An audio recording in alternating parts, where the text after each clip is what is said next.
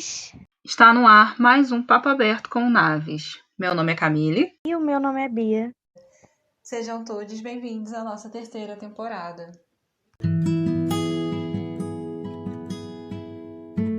Olá, bem-vindos a mais um episódio. E hoje temos uma convidada que vocês já conhecem, que é a psicóloga Viviane Moraes, nossa parceira.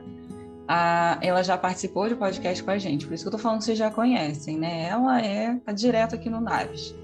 E no papo de hoje, ela vai conversar com a gente sobre um tema que é muito corriqueiro nos nossos consultórios, questões tanto de parcerias entre profissionais de saúde mental com os responsáveis das pessoas que a gente atende. Nisso a gente está falando entre adolescentes, jovens, rede de apoio, falaremos de rede de apoio, e principalmente porque estamos no mês de setembro, Setembro Amarelo, para vocês que sabem e para os que não sabem, mês de campanha da prevenção contra o suicídio. Então a gente pode estar trazendo um pouco aqui essas questões, o que ainda tem aí que a gente está vendo desde o início da pandemia para cá, como que tá essas coisas, e vamos desenvolver um papo aqui muito legal. E aí, Vivi, apresente-se novamente, né? Porque vamos que tenham ouvintes aí que não conhecem você. Então, né, eu sou a Viviane, realmente eu já participei de algumas coisas no Naves, desde live, né, até um podcast, um episódio. E, assim, eu sou psicóloga, né, formada desde 2015, sou pós-graduada em psicologia clínica e agora estou em formação em gestalt terapia, né, que é a minha abordagem. Eu venho numa atuação muito relacionada à adolescência também, né, eu atendo crianças, mas hoje muito mais adolescentes e adultos. E acho que através de um post também lá do meu Instagram, né, gerou vários insights aí na Camila e na Bia, e aí a gente resolveu conversar um pouquinho com vocês, mais ou menos isso. Estou muito feliz de estar aqui. Exatamente, o post que a Vivi fez. Eu lembro que eu vi o post e falei, a gente vai precisar conversar sobre isso, porque como profissionais de psicologia, a gente atende realmente diversas faixas etárias, mas o público-alvo nesse episódio hoje acaba sendo os adolescentes e jovens. Tem uma demanda muito grande com relação à ansiedade e depressão nos consultórios hoje. E, claro, desde o início da pandemia até agora, a gente tem percebido como isso também tem influenciado na vida dessas pessoas. Mas o que eu falei com relação à rede de apoio é parceria mesmo, porque é como se, a partir do momento que aquele adolescente, aquele jovem, passa da porta do consultório para dentro para ser atendido, não tem mais a ver com a família. É muito com o psicólogo para resolver. Eu não sei se isso está enraizado nessa ideia de que psicólogo vai fazer um milagre, num passe de mágica, aquela pessoa vai sair da situação que ela está, né? É uma ideia de, bom, se está na terapia, daqui a pouco está resolvido, eu não preciso fazer mais nada, e não é bem assim, né? Não é bem assim. Com certeza. Fica-se muito vendido uma ideia de que o psicólogo é um consertador de pessoas, né? Ou é um bombeiro que vai só apagar um incêndio ali do que está acontecendo e pronto. E aí, às vezes, as famílias também acabam se desresponsabilizando, né? E terceirizando esse cuidado para o psicólogo. Aí fica bem pesado. Não é, e também tem essa ideia de que se você coloca na terapia, então essa coisa que você falou, né, Vivi, de terceirizar. Então, então você está na terapia, você está fazendo análise, você está com um psicólogo, então a responsabilidade é do psicólogo, eu não tenho que fazer nada, eu lavo minhas mãos. Então é como se colocar para fazer terapia fosse a resolução de tudo e você não precisasse fazer mais nada, né? Mas não é isso, gente. A terapia é um passo, mas a gente não pode simplesmente deixar ali como se fosse a resolução de tudo, porque não é. Já falamos aqui também em outros podcasts, né? Essa questão do ser humano, o indivíduo, é um ser biopsicossocial. Então, todos esses fatores biológicos, sociais, psicológicos, eles vão influenciar em como essa pessoa vê as coisas, se comporta, interpreta algumas situações. E claro que dentro do seio familiar vai ter muita influência. E aí hoje eu vejo assim, mesmo que eu atenda uma pessoa acima de 18 anos, essa pessoa quer e precisa da família como rede de apoio. Normalmente a gente fala isso, porque também para não criar uma relação com o terapeuta de bengala, de dependência, sabe? Só procurar o psicólogo, não tenho mais ninguém para contar. Precisamos de uma rede de apoio maior. E aí, quando a gente direciona isso à família, às vezes encontra essa dificuldade, principalmente em acreditar que realmente está acontecendo alguma coisa, né? Já começa por aí. O que você não vê, você acha que não está acontecendo. Se a gente está falando de saúde mental, saúde emocional, não está vendo. Não tem nenhum problema físico. E aí é visto como uma frescura, como falta de Deus, como falta de força de vontade. Então, essa barreira ainda é preciso ser quebrada para que o tratamento seja satisfatório. Porque é muito chato a gente trabalhar uma coisa e aí, mas aí fulano que trabalha comigo não acredita, fulano que é meu amigo não acredita, quem mora comigo não acredita, eu não tenho ninguém. Quando eu estou tendo uma crise de ansiedade, tá com ansiedade para quê? Você tem tudo. Tem aí sua vida, sua família, seus amigos, estuda na melhor escola. Não tem nada com que se preocupar. Exato, tá na melhor faculdade, eu pago, eu faço, eu aconteço. Ansiedade para quê? E aí a gente se vê tendo que fazer esse trabalho de psicoeducação com a família também, porque a Bia tá aí, ela pode falar até melhor, vocês já viram ela falar mais sobre isso aqui. O que é ter ansiedade? O que é? Por que a gente fala que não é só falta de Deus, falta de força de vontade, que não é frescura? Tem muita relação com o ambiente, gente. E assim, as pessoas, porque a gente fala sobre saúde mental, e muita gente já relaciona diretamente e totalmente com questões internas. Sendo que não é exatamente assim. É claro que, com certeza, né, existe uma questão muito grande com a parte interna. Mas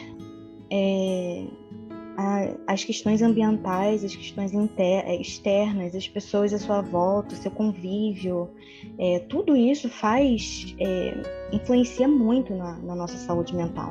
Muito, muito, muito. Então, sim, todas as pessoas que estão na nossa vida têm sim responsabilidade. E aí, falando de uma forma geral, todos nós temos responsabilidade afetiva com todas as pessoas. A gente precisa ter. A gente não pode simplesmente achar que cada um é cada um e acabou, e deixar pra lá, assim, né? É claro que tem coisa que a gente não pode fazer, a gente precisa entender que existe os nossos limites. Claro, com certeza. Mas a gente também não pode se desfazer completamente disso como se nada, se a gente não pudesse fazer nada. Sendo que muitas vezes a gente pode sim, e muitas vezes é apenas ouvir, é tentar entender o que a pessoa está passando, pelo menos assim, de uma forma que não desvalorize aquilo, que não minimize, né? Não menospreze. Então, são coisas que parecem básicas, mas que são muito importantes e até mesmo determinantes para alguém. É o mínimo, né? Às vezes o mínimo nessa hora entra como o suporte que era preciso, né? Como o abraço que não foi dado, a palavra que não foi falada. E eu percebo muito mesmo nas famílias uma visão de que é uma escolha desenvolver um transtorno, né? De que foi falta falta de atenção, talvez, com as coisas, falta de visão de mundo, imaturidade. Mas muitas vezes realmente a questão está muito dentro da família, né? Dentro da visão até da Gestalt, né? O sintoma ele aparece quando alguma coisa não vai bem. Mas esse sintoma, ele fala de um ajustamento. foi uma forma que a pessoa encontrou de se ajustar ao meio, de se ajustar ao que está acontecendo. E às vezes pode ser um ajustamento disfuncional, né? Quando entra um transtorno mesmo, né? Um transtorno de ansiedade, depressão, por aí vai. E aí, né, quando o jovem chega para o psicólogo, né, eu vejo muito na família uma espera por algo muito ruim acontecer para que eles procurem. Então, normalmente ele vai chegar quando já fez uma tentativa de suicídio, ou quando ele se corta, ou quando ele está trancado no quarto, ou não come. Precisa ter um sintoma muito claro e que fala de algo que eles não conseguem controlar, né? Que não dá mais para brigar e mandar não fazer. E aí, nessa hora, ele chega no psicólogo, né? Eu também percebo muito, e queria ver com vocês também, que tem uma coisa que chama muita atenção dos pais, ou responsáveis, enfim, né? Que acaba levando muitos jovens, crianças, adolescentes, ou até mesmo jovens adultos, né? Para terapia, assim, para psicologia. Nota. Muitas vezes, quando a nota começa a cair, e aí começa a chamar de alguma forma atenção na escola, e aí talvez a escola... E às vezes é a escola que caminha para a família, né? Exato. Às vezes a escola encaminha, né? Fala, olha, então, a gente está percebendo que precisa de um acompanhamento psicológico e tudo mais, e aí já aconteceu comigo várias vezes, de ouvir isso, assim, então, a escola que mandou. E aí, como se assim, a escola mandou, então eu tô aqui, né, para resolver esse problema aqui de nota ou de comportamento, alguma coisa assim. Mas os próprios pais, quem quer que seja que tenha levado aquela pessoa, não percebeu uma necessidade, né? Então isso também é uma questão, porque a primeira coisa é você perceber, é você olhar, escutar, enfim. Será que esses pais estão olhando para os filhos, né, Bia? Porque, assim, eu super compreendo, eu também não gostaria de ser hipócrita aqui, de dizer que o pai tem que estar o tempo todo olhando, porque eu também compreendo o outro lado, de que é difícil, de que a vida é corrida, né, de que existe o trabalho, que existe questões dos próprios pais também, eles também são humanos, e muitas vezes a gente fala muito dos pais e mães não se cobrarem, né, de não ficarem nesse lugar também de ter que ser perfeitos.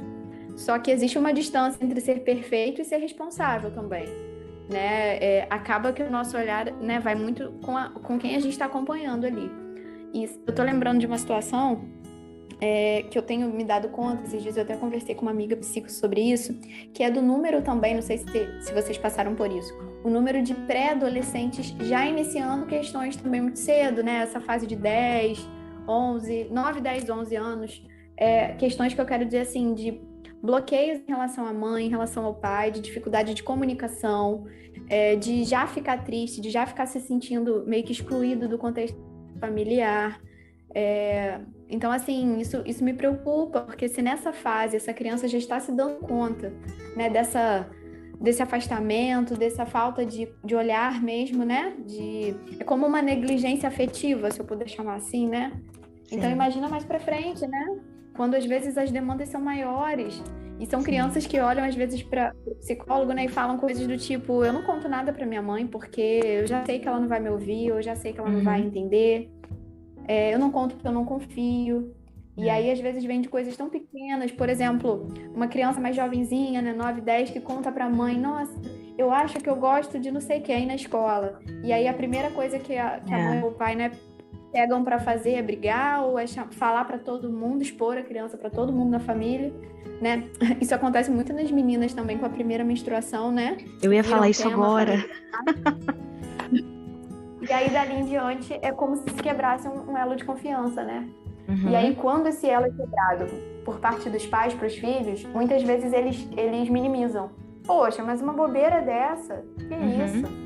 E aí, quando é o contrário, né? Quando é o pai que sente que a criança quebrou um elo de confiança, ou o adolescente, aí é o fim do mundo, né? Então, é muito desigual o peso e a medida disso, né? Não sei se vocês concordam, se vocês veem que eu concordo. Eu concordo, eu vejo muito isso também. E eu até queria trazer a questão do celular.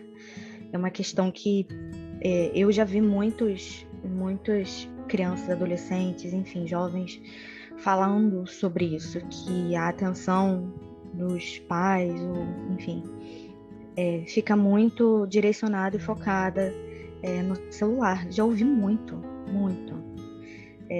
Porque quando, sei lá, minha mãe ou meu pai estão comigo, eles não estão comigo, não brinca comigo. Eu brinco sozinha ou sozinha e eles estão ali mexendo no celular. Então, existe essa coisa de, mas eu tô com ele o tempo todo, eu tô com ela o tempo todo, mas será que tá realmente, né? Então, existem muitas questões, porque sim, reforçando, né, o que a Vivi tá falando, é claro que a gente entende a questão, os dois lados, a gente não tem como ser um pai, uma mãe perfeito, não existe isso, perfeição não existe. E quanto mais a gente se cobra, fica mais difícil ainda e acaba exigindo um sofrimento interno muito grande. Então você vai errar. E ok, mas a questão é buscar acertar o máximo possível. E essa é a questão, de você buscar entender, buscar ouvir, buscar olhar, né? E é claro que você não vai ter todo o tempo do mundo. É claro que não, porque você trabalha, porque você tem as suas coisas também, tem a sua vida, estuda, não sei. Então, e você também precisa focar nessas coisas em determinados momentos. Mas quando você tá com seu filho ou sua filha, dê um tempo para aquilo, para aquele momento, né? Tá ali 100% e não metade, né? Quando você se propõe a estar ali, esteja. O que eu vejo muito também dessa não compreensão da fragilidade desses adolescentes, desses jovens, é um comportamento de o responsável estar na defensiva. Quando a gente vai conversar, você já vai puxar minha orelha, né, Camille? Você já vai falar, porque eles já acham que eu vou culpá-los de algo. E em momento nenhum a gente, como psicólogo, quer arrumar um culpado, a gente só quer trocar, porque não tem como o trabalho ser feito sozinho. E aí, não, porque ela já fala mal de mim, porque ele já fala mal de mim, só deve vir para terapia para falar mal de mim, né? E aí, na hora que a gente fala sobre isso, é para trazer que aquele responsável tem uma parcela de responsabilidade, sabe? Não é culpa. Eu não gosto de usar a palavra culpa para não criar mais conflito ainda entre esses filhos e esses pais, mas parcela de responsabilidade. Quando a gente está falando de eu atendo o seu filho, eu atendo a sua filha, o que eu posso ajudar com isso, então? Ela é maior de idade, mas tem alguma questão de não confiar em mim. O que eu posso fazer? Se a gente, como psicólogo, não pode atender ao mesmo tempo, né? Se eu atendo uma jovem, eu não posso atender aquele pai e aquela mãe, eu encaminho para algum colega. Mas quando eu não encaminho, pode partir desses próprios responsáveis. Olha, eu estou a fim de fazer terapia para eu ver no que eu posso estar contribuindo na melhora da qualidade de vida do meu filho. É só isso que a gente precisava, sabe? Só isso. Hoje, com a informação que a gente tem, e a informação que a gente tem no sentido de internet, os pais estão online, sim, eles estão vendo um monte de coisa também, tá? Não é para todo mundo, a gente precisa falar disso também. Tem um grupo que tem essa informação, tem um grupo que não tem. Para os que têm, o que acontece de não ir atrás dessas informações, né? Inclusive essas coisas de o que seu filho mais gosta, o que sua filha mais gosta, qual é a banda favorita, qual é o filme favorito e a série. Às vezes eles não sabem esse mínimo. Vamos sentar para ver uma série, vamos sentar para ler um livro. Qual é o livro favorito do seu filho, da sua filha? Às vezes eles não sabem. E exatamente por isso que a Vivi estava colocando. Eu não conto nada para minha mãe. Pode não ser uma coisa grave. Às vezes eles param de contar o mínimo do mínimo. Então os pais não sabem. Mas eles ficam nessa defensiva. Não, meu filho que tem que chegar para me contar. Não, minha filha que tem que vir aqui me chamar para me falar. Os pais não vão até os filhos, e quando vão com muito medo. E se o filho falar que está se cortando? E se o filho falar que já pensou em suicídio? Como fazer? Eles têm medo de ouvir também. Mas a gente, como profissional, coloca onde buscar ajuda para isso. Porque tem grupo de apoio para os pais com relação a isso. É o que a gente está falando, assim. A saúde mental, ela é coletiva. Ela não é apenas individual. Existe a saúde mental individual, particular, mas ela é um processo, ela é uma questão também coletiva. Então, as pessoas que convivem com a gente, elas precisam todas estar atentas à sua própria saúde mental e à saúde mental do próximo, né? Então, como a Camille está falando, não é que a gente quer... Primeiro, eu também não gosto da palavra culpa. Nunca uso. Na verdade, já falei isso até com vários pacientes, independente de idade, quem seja, enfim. Porque eu também não gosto. Eu acho que a palavra culpa traz um peso desnecessário. É responsabilidade mesmo. E a gente precisa saber quais são as nossas responsabilidades. A gente precisa aceitar essas responsabilidades e arcar com elas, né? Então, a gente tem uma parcela assim, de responsabilidade por todas as pessoas que convivem com a gente. Imagina uma pessoa mais nova, uma pessoa que depende da gente de diversas maneiras, né? Então, imagina um filho, uma filha. Então, é uma questão para a gente realmente olhar e tentar se interessar, né? O que é saúde mental? Tentar saber o que é. Sair um pouco do senso comum. A depressão é tristeza, a ansiedade sei lá. O que as pessoas falam sobre a ansiedade, gente? Nem sei. Ficar o tempo todo fazendo alguma coisa ou roer unha. Eu acho que tá muito assim ainda. Não para quieto. Acho que tá muito assim. Exato. Às vezes a pessoa não pode ser calma, né? Eu já ouvi isso, porque eu sou uma pessoa, aparentemente calma. Sim. E aí eu já ouvi, nossa, mas você não parece. Só que assim, não tem cara, gente. Então. Nada tem. É algo que acontece muito dentro também, né? Às vezes o que se mostra é quando já não dá conta de ficar dentro, né? Tipo, transborda. Mas o que acontece? Eu vejo também muitos responsáveis com uma visão, né? Muitos pais e mães, né? Muito com uma visão de que o filho, já que ele tem tudo, já que ele tem condições ali de se desenvolver, condições financeiras ou uma estrutura, mesmo que mínima, né? Então ele não pode sentir nada, ele não pode sofrer. Esse post eu até já fiz também um tempo atrás, que adolescente também sente, né? Porque independente da idade, ele também sente as coisas tanto quanto uma criança ou tanto quanto um adulto, né? É um ser humano acima de qualquer coisa. E aí os pais minimizam muito, como mimimi. Agora tudo é a geração mimimi, né? Eu estou até cansada de ouvir esse termo, porque é batata chegar no consultório, porque é da geração mimimi. Então é por isso que ele está sentindo.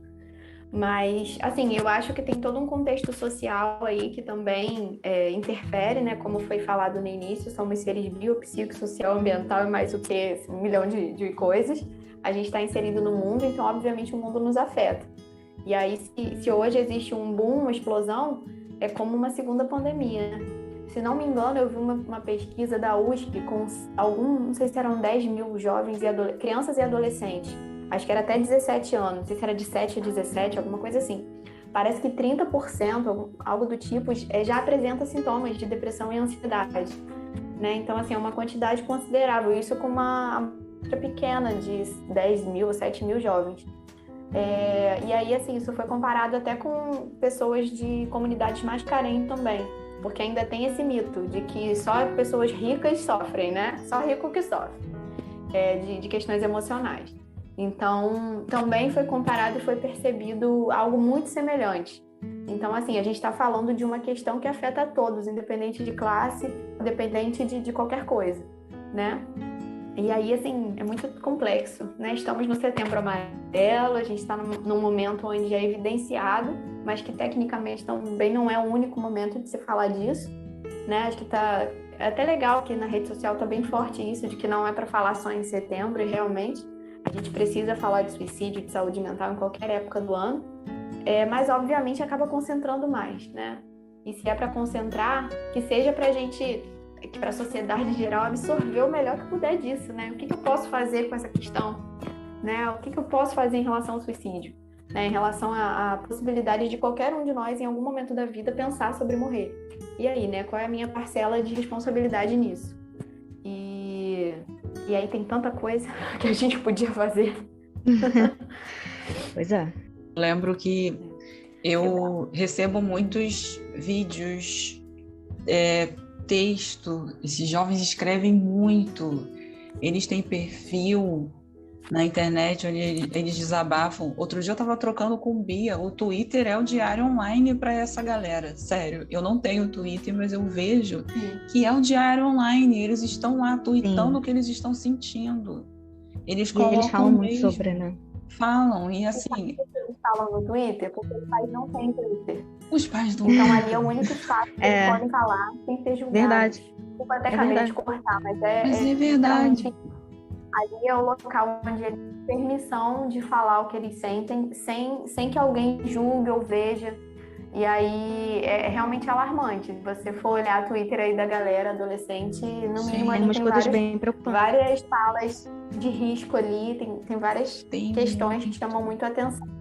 Pra gente é material de trabalho, né? Mas eu fico pensando assim, caramba, então não significa que eles não estão contando, não significa que eles estão se escondendo. E quando a gente vê um caso de um jovem que acaba cometendo suicídio, quando a gente vai ver a rede social, tava tudo lá um tempão. Tava tudo lá. Então não significa que não teve um aviso, não teve uma busca de ajuda, não teve aquele jovem já estava cansado de muita coisa. Essa fragilidade ainda é algo a ser estudado, claro, sempre como profissionais de saúde a gente vai estar estudando, mas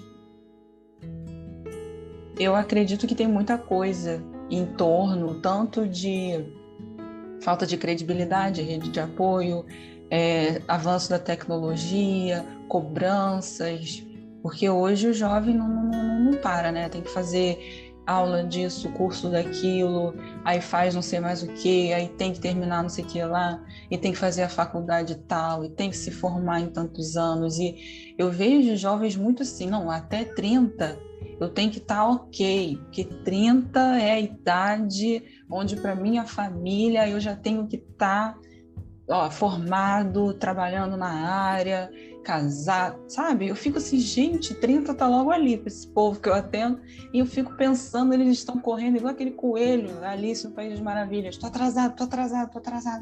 Isso é fomentado muito pela família também, muitas vezes. É alguém ali que cobra, e às vezes é sem perceber. Cobrando, tá sempre, né, formatando esse filho do jeito que ele espera, né, projetando ali o tempo todo esse filho, né? E aí isso fala muito, né? Fiquei pensando aqui enquanto vocês falavam sobre essa questão da escolha, né? Por ter filhos. Hoje sabe-se que é uma escolha, né? Você tem esse direito de escolha, nós enquanto mulheres, né? Os casais em si, eles escolhem ter filhos ou não. E aí no momento que eles têm, às vezes eu me pergunto assim, o que eles querem com isso, né? O que eles estão colocando nesse desejo? Será que é uma escolha por projetar algo, né, num ser que está nascendo ali, projetar tudo aquilo que eles queriam ter feito, todas as frustrações, né? Tem ainda aquela possibilidade de projetar um cuidador para o futuro, né? Eu vou ter um filho para cuidar de mim quando eu ficar velhinho.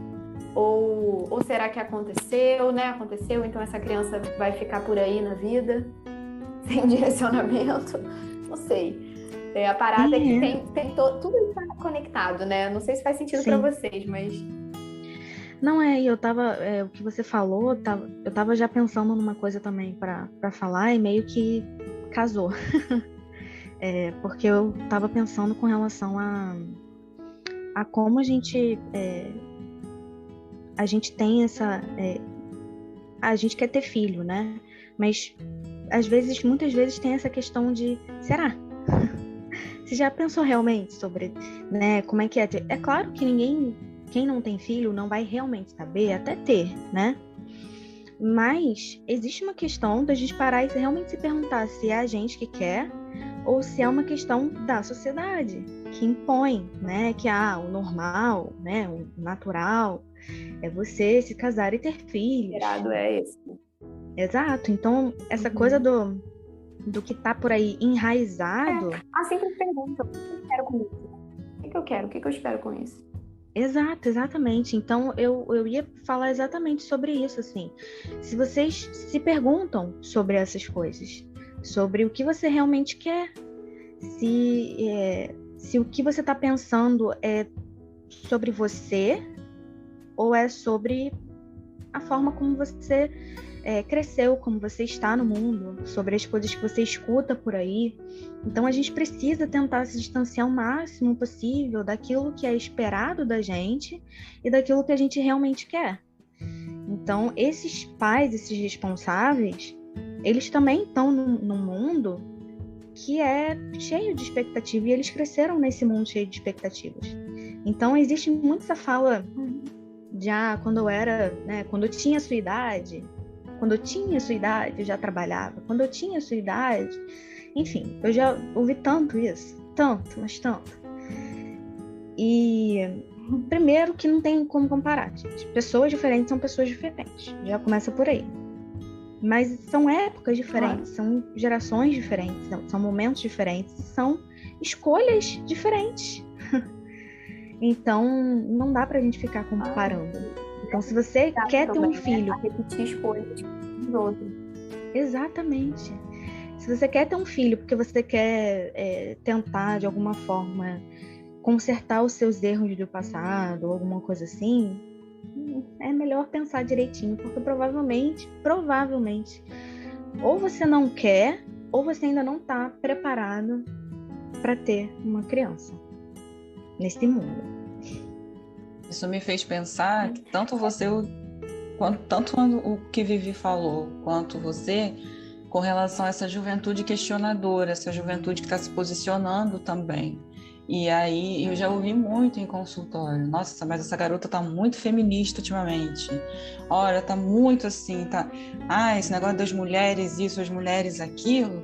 E aí eu fico vendo a diferença, né? Uma mãe que há uns anos atrás, na idade da filha hoje, não podia se posicionar, não tinha argumentos e fundamentos para questionar algo, pode se assustar agora.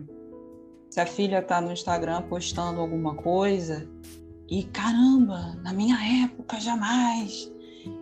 Isso é ruim? Eu queria entender a questão de alguns pais também. Se posicionar é ruim? Como que você está buscando criar o seu filho? Para ter voz ou não? Porque se for para terapia achando que o psicólogo vai silenciar esse jovem, está pensando muito errado. Muito, porque é justamente o contrário.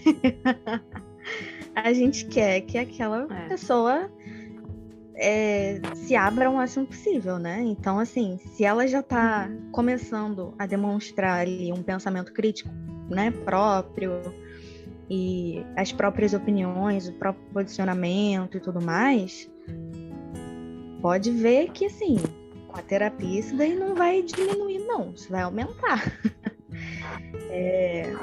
Justamente porque, assim, o que a gente pretende, o que a gente vê, que a gente tenta trabalhar dentro dentro da psicologia, de uma forma geral, é justamente essa coisa de quem muito guarda, quem muito silencia, acaba, de alguma forma, transbordando, né? E não de uma forma positiva, muitas vezes, né? Naturalmente, assim, acaba sendo negativo. Se você está guardando, aquilo ali vai explodir de alguma forma que não é saudável. É um movimento que às vezes já tá fora e vem pra dentro. E quando vem, pode ser difícil dos dois jeitos, né? Uhum. É engraçado, eu acho engraçado que os pais sempre se sentem num direito maior de falar do que os filhos, né? É pela hierarquia, é porque eu fui criado assim, é porque eu não sei o quê. Só que aí, ao mesmo tempo, quando esses sujeitos vão para o mundo, esses adolescentes vão para o mundo, porque meu filho é um bocó, é um babaca, é um não sei o quê, é um parado. E como assim, né? Eu acho que esse diálogo ele tem que iniciar dentro de casa. Óbvio que, né, a gente não está falando aqui de incentivar, então, o adolescente a ser desrespeitoso com os pais ou, sei lá, tratar totalmente de igual para igual. Não é nesse contexto.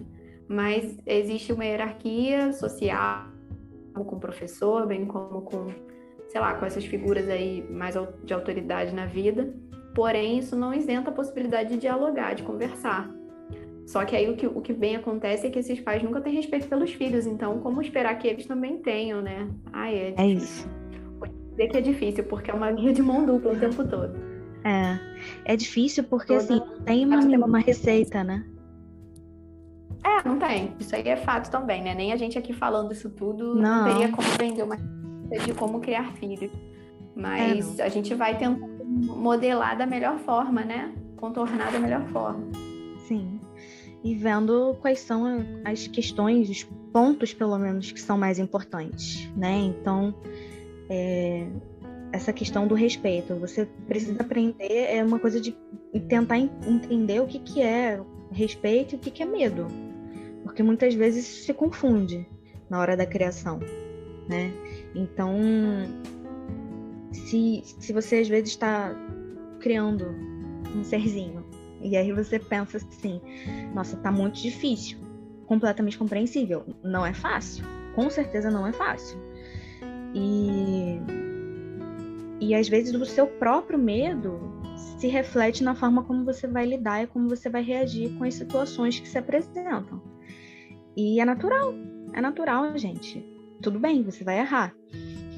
A questão é justamente a gente então, como que eu posso fazer melhor? Como que eu posso tentar acertar? Então, existe essa questão também de você procurar terapia, você procurar uma ajuda para você ser melhor por você, para você e para as outras pessoas, para as pessoas que você ama. E aí, consequentemente, se você tem um filho e uma filha, é um efeito dominó.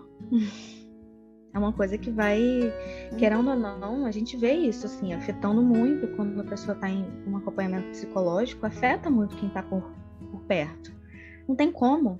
Então, a gente escuta muito, eu não sei vocês, mas eu escuto muito, assim, paciente no geral falando, eu tô escutando muitas pessoas vêm vindo falar que eu mudei muito, que eu tô diferente, que, enfim. Então, afeta quem tá à nossa volta. Mas isso é bom, isso não é uma coisa ruim, isso é uma coisa boa, porque é para isso mesmo. Exatamente. Eu lembro que eu já conversei muito com alguns responsáveis também sobre isso. Eu não tô falando que é fácil, eu não tô falando que você tem condição, se a gente falar de pessoas de baixa renda, às vezes só dá para o filho, para a filha, né, tá fazendo terapia. Mas existem programas de assistência gratuitos. A gente já falou aqui no Naves, SPA, Serviço de Psicologia Aplicada, que são os atendimentos clínicos gratuitos nas universidades. Se aonde você mora tem uma universidade onde tem a graduação em psicologia, procurem. Aqui em Maricá, onde eu moro, tem psicólogo gratuito pipocando pelo município, porque tem em posto de saúde, tem no hospital, tem em outros centros de referência, como CRAS, CREAS, CAPS, tem pipocando por aí. E tem em consultórios clínicos, fora clínicas que trabalham com preço popular. Então, assim, tem aonde fazer. Eu já falei, olha, se quiser trocar, passo aqui esse jovem que eu estou atendendo para um outro profissional e eu começo a atender você. A gente dá essas opções. Vira e mexe, uma indica a outra aqui, gente, pelo amor de Deus. Eu passando o telefone de Bia passando o meu, eu passo de Vivi, a gente passa Instagram, adiciona, chama lá. A gente tem que fazer isso, porque a gente sabe que é preciso fazer um trabalho em conjunto. E é realmente isso, o ano todo. Esses dias eu vi um post sobre Setembro Amarelo de um perfil que eu sigo, a gente segue pelo Naves, desabafando sobre estar cansado de as pessoas só falarem disso em setembro. Eu entendi o desabafo, porque parece que é só nesse mês onde as pessoas pensam em suicídio ou acabam cometendo. E não é. Há alguns meses a gente teve o caso do menino Lucas, né, que depois de vários comentários homofóbicos que ele recebeu na internet, ele acabou cometendo suicídio. Então, assim, não era setembro. E a gente tem que estar falando disso, gente, mesmo. Porque a gente recebe mensagens, a gente sabe que isso está acontecendo. E essa falta de parceria pode ser o medo de, mas eu não sei nem como falar sobre isso, Camille. Vamos procurar ajuda para saber a melhor forma. Meu filho está trancado no quarto, está com preguiça. Se a gente não ficar de olho, às vezes não é só preguiça. O filho pode estar dizendo alguma coisa ali. Eles têm muito medo do julgamento. Mas se eu contar isso, o que vão pensar de mim?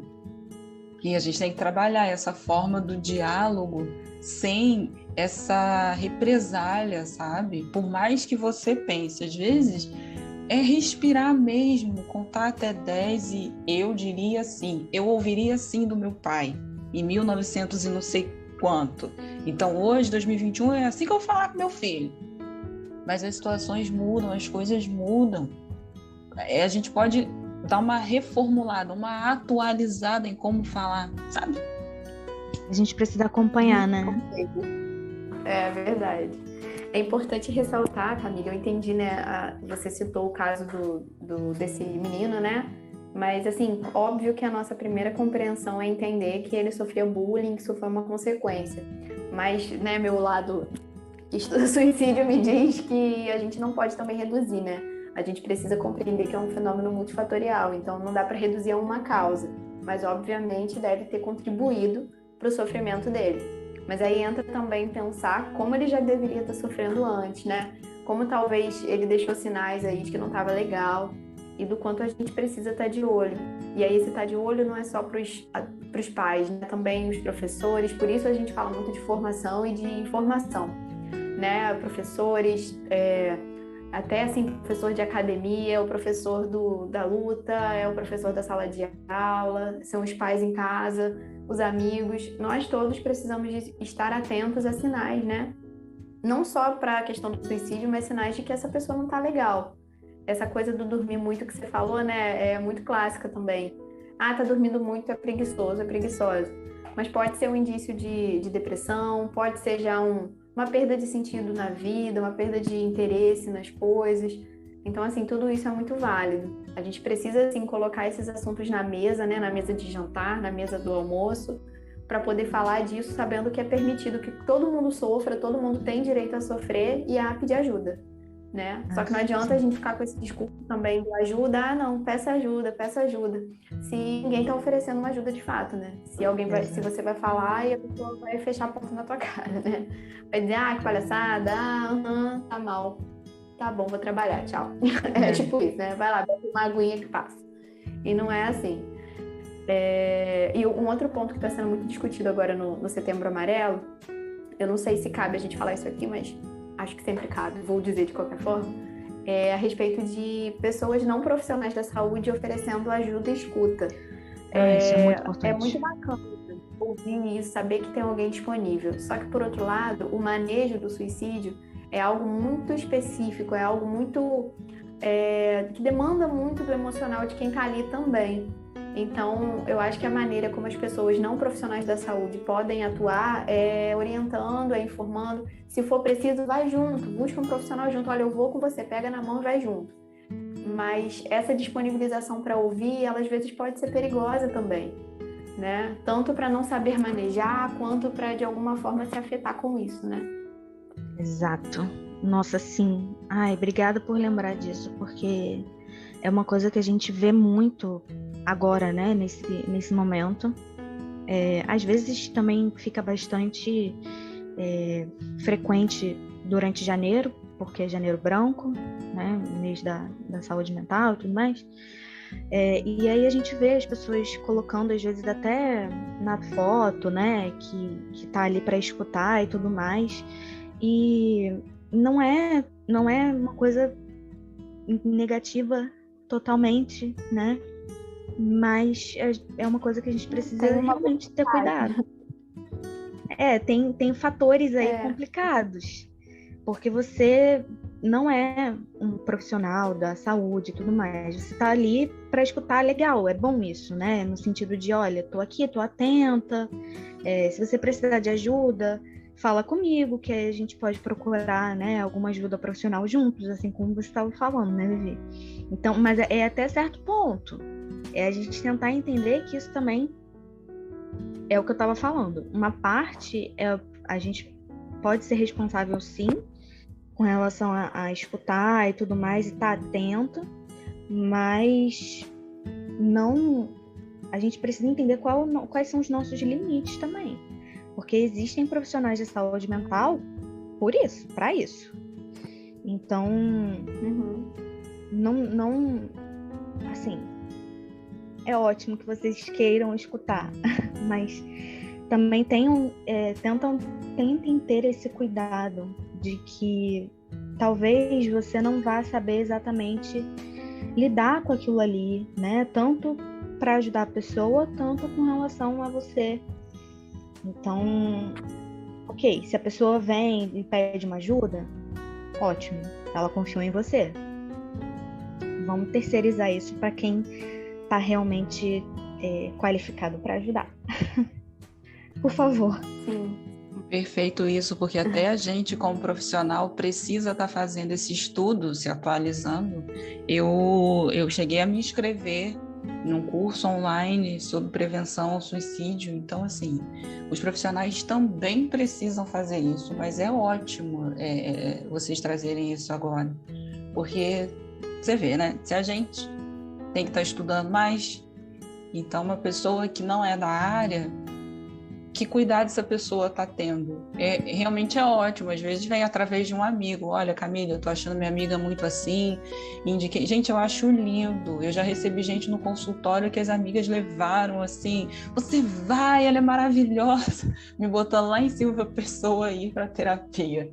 E aí eu falo, gente, se todo mundo tivesse um amigo assim, né, fica lá, igual um segurança na porta do consultório, você não vai desistir, pelo menos conversa uma vez. Então, assim, a gente pode ter amigos que façam isso pela gente. A coisa mais maravilhosa que você pode fazer por alguém é isso aí. Não falar que terapia não... pra quê? Psicólogo já tá lá com a vida feita, ganha, só vai lá te dizer coisas maravilhosas e nada vai acontecer. A gente ainda tem esse preconceito com os atendimentos, sabe? É muito difícil, mas a gente não desiste. Trazer essa necessidade da ajuda, a gente vai trazer o tempo todo, porque precisa valorizar. Desde o início da pandemia para cá, descobriram que fazer terapia é necessário, olha só, né?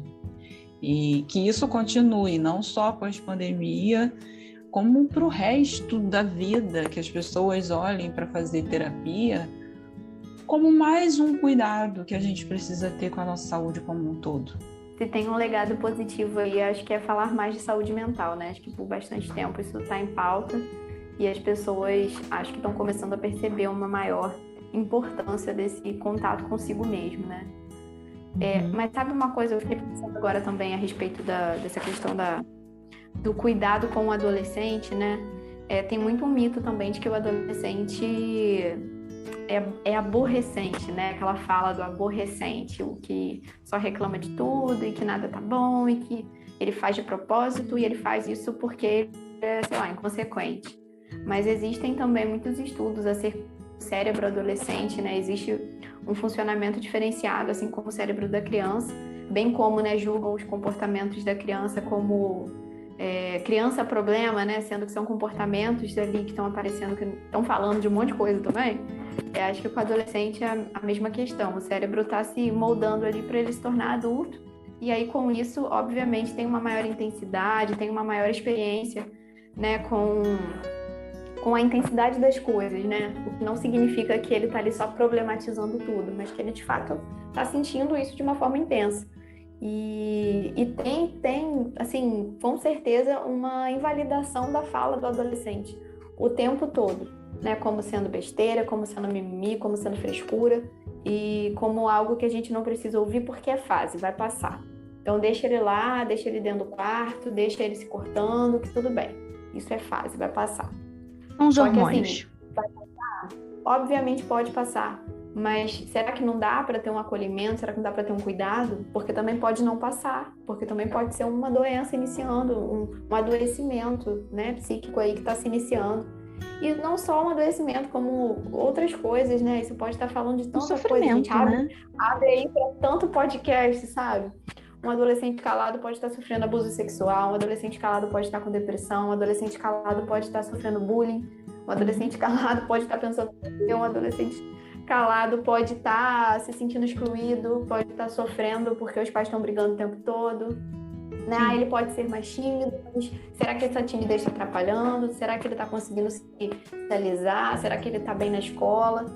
Né? Assim, existe muito essa ideia de que tá com 15 anos, já pode deixar, tá bom, já está criado. Filhos criados, vamos agora curtir a vida e ignorar ali que ele sabe se virar. Mas será que ele sabe? E será que ele tem que se virar sozinho? E será que vira uma chave, gente? Porque antes dos 15, não, né? Antes de certa idade, não. É criança ainda. Mas aí vira adolescente, não. Se vira aí. Como é que vira uma chave do dia para a noite? Aí, assim, eu vejo isso, muitas vezes me comove muito, sabe? Pensar nesse vazio que fica para esse jovem, nessa solidão dentro de casa. É uma fase onde muitas vezes esses pais realmente já estão menos alerta, porque não tá esse trabalho da criança, né? Ele já pode estudar sozinho, ele já pode se dar conta, vai para o curso sozinho, vai para a escola, vai para a terapia sozinho e tal. Então não preciso me preocupar, eu só tenho que checar se ele está com doenças físicas ou não, né? E se ele está tirando boa nota na escola, é só isso que eu presto atenção. E aí, né? Será que é só isso? A gente é feito só disso?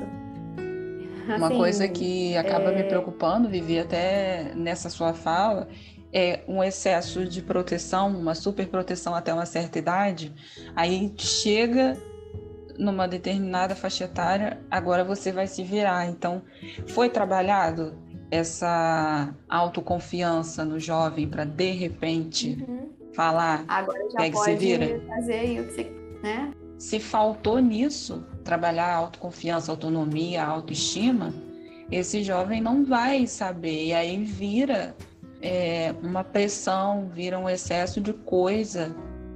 Agora eu tenho que fazer isso, agora eu tenho que trabalhar, agora eu tenho que isso, agora eu tenho que aquilo.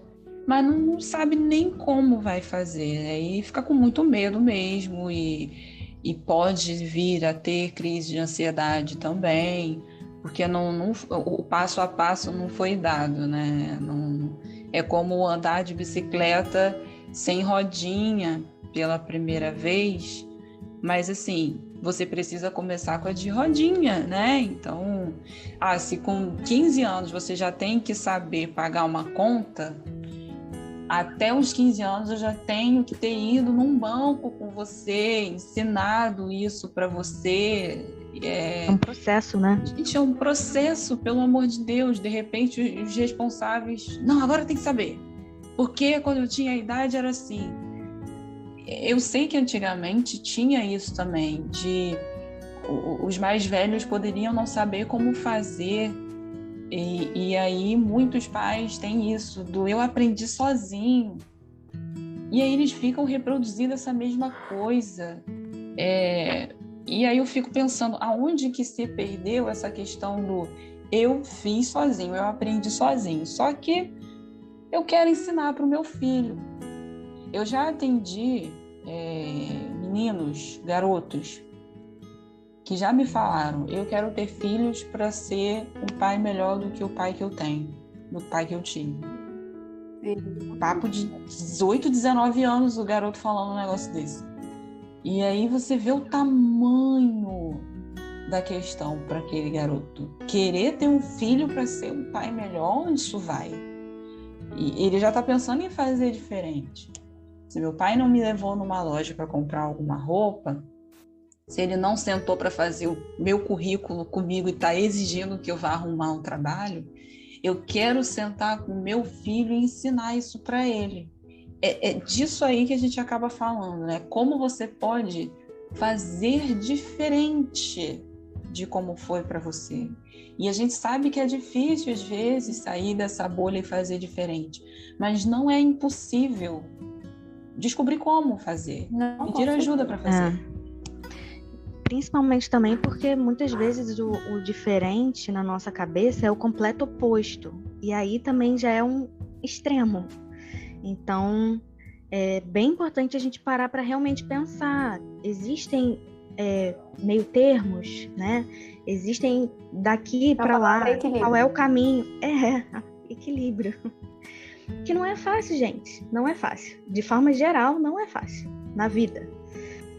Ele está num processo aí de formação, né? De construção de um possível adulto, né? No futuro, que vai chegar à vida adulta e ao mesmo tempo que também não dá para ser super protetor, para estar ali o tempo todo vigiando, prendendo, numa cela dentro de casa, né? Que não pode isso, não pode aquilo. Mas eu acho que é fomentar uma autonomia com responsabilidade, né? Até aqui você vai, mas eu tô aqui, né? Então vamos mais um pouquinho, mas se quer dar conta de mais um pouquinho, vai, mas eu tô aqui. Né? O exemplo de Camila da bicicleta foi muito bom, né? Porque é exatamente isso, do tipo, vai que eu tô aqui. E às vezes o pai ou a mãe, seja quem quer que seja, tá ali, mas não tá nem segurando. Mas a criança tá achando que tá, né? Só porque tá ouvindo a voz, tá ouvindo. Então, vai que eu tô aqui, tá indo bem, muito bem. Então, assim, às vezes é só isso. E aí quando você vai ver, a criança já foi. Mas tem questões de que, tipo, a criança muitas vezes aprendendo a andar de bicicleta vai cair, vai ralar, vai, enfim, né? É da vida, né? Isso é normal. Vocês percebem também responsáveis com medo dos filhos cair? Muito. Vai protegendo, porque não quero que ele sofra, não quero que passe o que eu passei, não quero que isso, não quero que aquilo. A gente sabe que é difícil, né? A gente não quer que o filho passe. São os extremos, né? São os dois lados. Sim, mas quando a gente fala de trabalhar, equilibrar, trabalhar as emoções, expressar, assertividade, dificuldade, frustração, a gente está falando exatamente disso. Primeiro currículo que o jovem vai lá e leva um lugar, se ele receber um não vou tentar mais trabalho nenhum porque eu não mereço, eu nunca vou conseguir.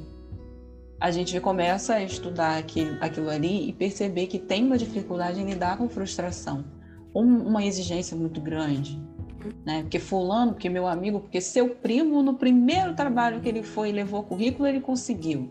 A filha de fulana da rua de baixo, não sei o que lá. Aquela menina... comparação. Gente, mas isso é uma coisa... Aí o jovem vai desistir, porque não sabe... Primeiro que ele está lidando com aquela frustração, então é uma questão daquele jovem lidar com isso primeiro. Aí já vem uma enxurrada de negativas, de comparações, e é óbvio que até colocar currículo já teve zilhões de crises de ansiedade.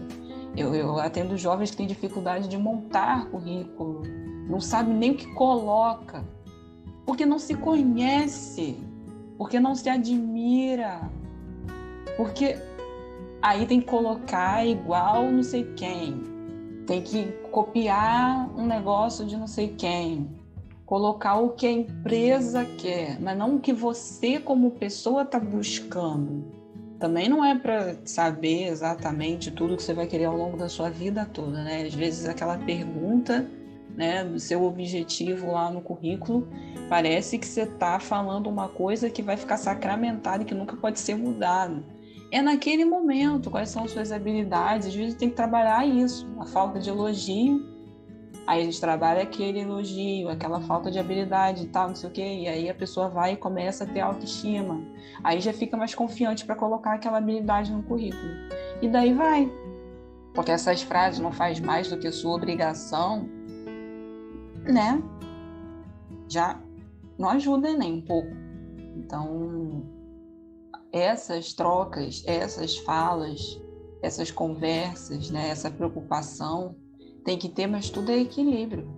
Seu filho vai cair, vai se machucar mesmo, vai chorar muito. Isso em todas as áreas da vida. A gente está falando de um não no emprego, é um não no relacionamento, é uma nota que vai vir baixa, mas você pode conversar sobre por que está baixo. Não, e pelo amor de Deus, mas eu gasto dinheiro. Primeiro que vem aquela história do gasto, nunca é investimento. Eu gasto dinheiro com Uma você. cobrança, né? Exatamente. E os filhos acham realmente, não, porque As meu pai... jogadas na cara são péssimas. Meu Deus, é demais, É horrível. demais. Tem adolescente, eu já escutei adolescente dizer pra mim que não ia dizer que estava com dor para o pai e a mãe não precisar comprar remédio para não jogar na cara depois. Então, coisas desse tipo, assim, Eu já ouvi também. assim, essas falas de porque eu faço tudo por você, porque eu te dou tudo, porque você é um ingrato, tudo é ingratidão, né? Então isso fala muito mais desses pais, fala muito mais do que eles estão sentindo do que de fato do que é. Existe uma projeção o tempo todo, né? Você jogar em cima dele o que ele está sentindo ali. Mas não é dessa maneira, né? A gente fala muito de acolhimento, o que não significa passar a mão na cabeça, mas olha, eu entendo que tá difícil para você tirar uma nota boa, mas o que tá faltando? O que eu posso fazer para te ajudar nisso? É porque eu tô com dificuldade, então vamos fazer uma aula particular? Eu não posso pagar, então eu vou te ajudar, eu posso estudar com você? Então, né, vamos fazer desse jeito? O que você acha? É uma troca, porque aí fica nessa cobrança o tempo todo de você tem que tirar um 10, você tem que tirar um 10, mas aí é sua obrigação, você só vive para isso. Mas a vida não é só isso, eles sabem que não é, todo mundo já foi adolescente, né? É preciso entrar em contato com esse adolescente que você foi também, enquanto pai, enquanto mãe. Nós, enquanto psicólogos, precisamos entrar em contato com quem nós fomos enquanto adolescentes também, para poder atender essa demanda. Porque tá tudo conectado, né? Essas experiências todos nós já passamos. E aí, né, o que faltou pra gente? O que faltou? Eu lembrei até de um exemplo que é muito relacionado ao que você está falando, Vivi, porque eu sempre tive uma dificuldade grande com exatas na minha vida. Então, nunca foram as matérias que eu ia super bem na escola. Então, durante muito tempo, eu tinha... Não eram aulas, né? Porque ainda não era professora. Hoje ela é. Hoje ela é pedagoga. Mas na época eu tinha uma prima que estudava comigo, que era muito boa em matemática. Na verdade, ela sempre foi boa em tudo, assim, né? E ela é muito boa, sempre foi muito boa de explicar. Então, ela me ajudava a fazer exercício, ela puxava minha orelha. Desde sempre, eu dava sinais de ansiedade. E eu me lembro muito de ficar... tinha sempre que estar mexendo com alguma coisa. E ela ficava tirando tudo que estava à minha volta. Eu lembro que ela às vezes estava explicando alguma coisa, estava falando alguma coisa, e eu ficava mexendo na borracha, tirando e colocando aquela capinha da borracha, sabe? E aí ela pegava e tirava da minha mão. Então, assim, eu ficava sem nada, tinha que ficar olhando para ela. E aí, isso me ajudou muito, ela me ajudou muito. Então, assim, eu não tinha condição de ter aula particular. E, de alguma forma, dentro da minha família, a gente encontrou uma forma de eu ser ajudada, né? Então, assim, existem formas. E aí, querendo ou não, anos depois, eu também ajudei uma prima minha que estava com dificuldade com inglês, que aí já é uma questão que eu tenho mais facilidade. Então, já sentei muito com ela para estudar e ver exercício e tirar algumas dúvidas, e dentro da família. Não era uma aula particular, eu não sou professora, longe disso, mas por que eu não posso ajudar?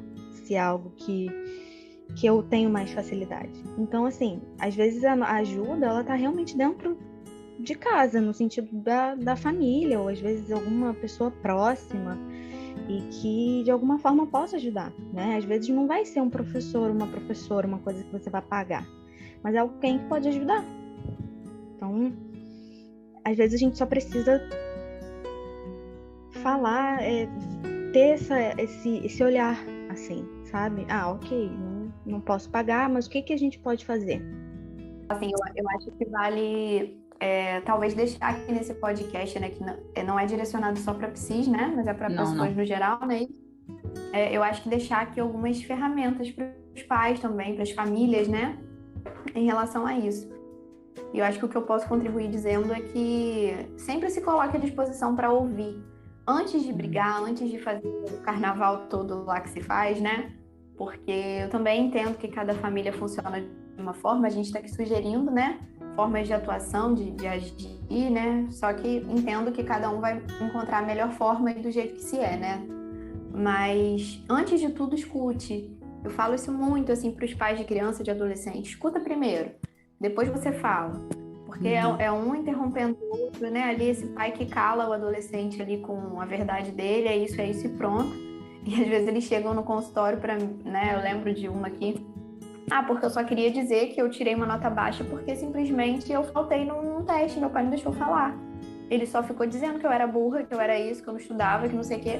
Mas não deu nem tempo dela explicar que ela tinha faltado e que essa nota ia ser reposta no outro semestre, sei lá como é que é.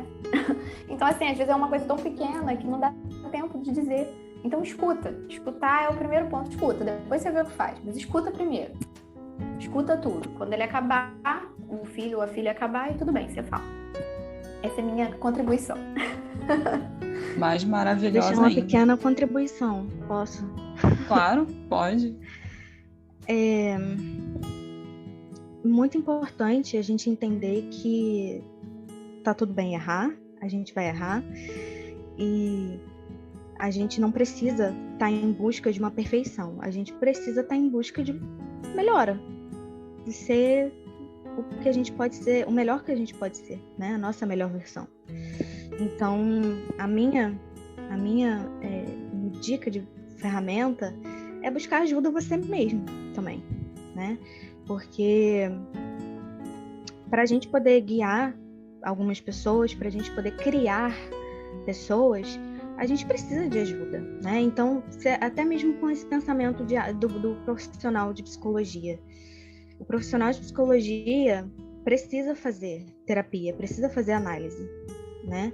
Por quê? Porque a gente precisa de ter esse acompanhamento também. Não dá pra gente ficar sozinha para sempre e achar que a gente vai dar conta de tudo sempre. A gente é ser humano primeiro, né? Antes de tudo. Então, se a gente precisa, por questões pessoais e por conta da parte profissional, por que uma pessoa que cria uma criança, um adolescente, não vai precisar? Precisa, gente. Então, se você não tem condição, como a gente estava falando assim, aqui, financeira e tudo mais, existem locais, existem profissionais bons, né, que dão essa oportunidade. Então, não tem, mesmo assim, não tem o porquê não fazer. Provavelmente, em alguns momentos, você vai precisar procurar um pouco mais, se você tiver que, né, encontrar alguém que dê certo com você e que tenha um preço bom ou que seja gratuito, enfim. Ok, talvez você precise procurar um pouco mais. Mas não desiste de você, não desiste das pessoas que estão à sua volta. Tem jeito. Perfeito, perfeito. A minha contribuição é basicamente saia da bolha. Porque se você sair da bolha, você vai trabalhar a escuta que a Vivi falou e procurar a terapia que a Bia está falando. E aí a gente se ajuda, por favor. Acho que o nosso papo aqui foi maravilhoso e com certeza vão ter outros. A gente sempre vai ter o que trocar com a Vivi, porque ela acrescenta demais. Amo muito. Quero aqui agradecer. Eu gosto muito de conversar com vocês também, de focar com vocês. É muito válido para mim. Melhor pessoa. Amo demais. Espero que vocês tenham gostado desse papo aqui. Mandem sugestões pra gente, perguntas também. Vamos deixar na descrição o Instagram da psicóloga Viviane. E a gente vai trocar muito mais, porque esse tema não é só para falar em setembro, não é só para a gente colocar aqui algumas questões só nesse mês, só nesse momento onde a gente está trazendo isso que está acontecendo nos consultórios. A gente sempre vai precisar falar, tá bom? Beijo a todos. Beijo. Beijos. Obrigada, Vivi. Beijo.